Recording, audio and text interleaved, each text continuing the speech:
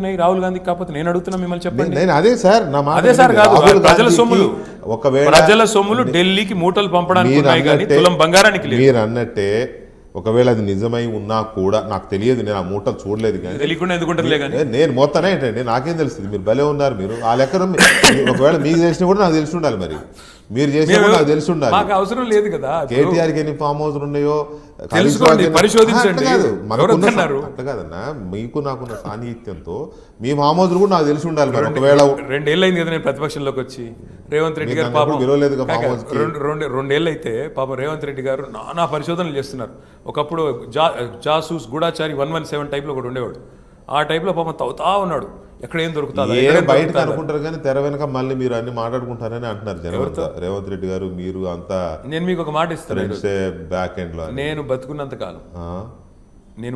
కాలం నేను ఏం మాట్లాడతాను దానికి కట్టుబడి ఉంటాను తప్ప పైనోటి లోపల రేవంత్ రెడ్డి చీకటి స్నేహాలు ఉండదా భవిష్యత్తులో?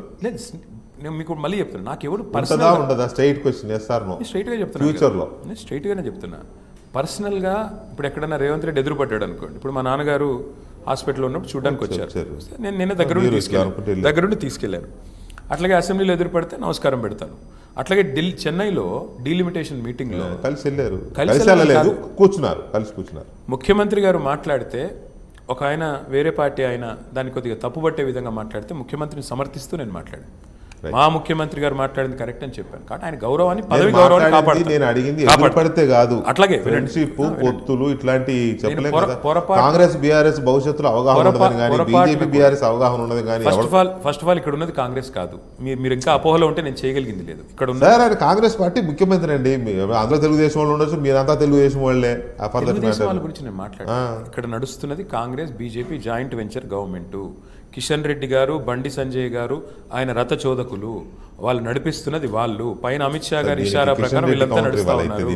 వీళ్ళందరూ కలిపి నడుపుతున్నారు. అదే చెప్తున్నా మీకు, కలిపి నడుపుతున్న ప్రభుత్వం ఇది తప్ప వాళ్ళు ఒంటరిగా జరుగుతున్న వ్యవహారం కాదు. కాబట్టి ఏనాటికి వాళ్ళతో మాకు పొసగదు.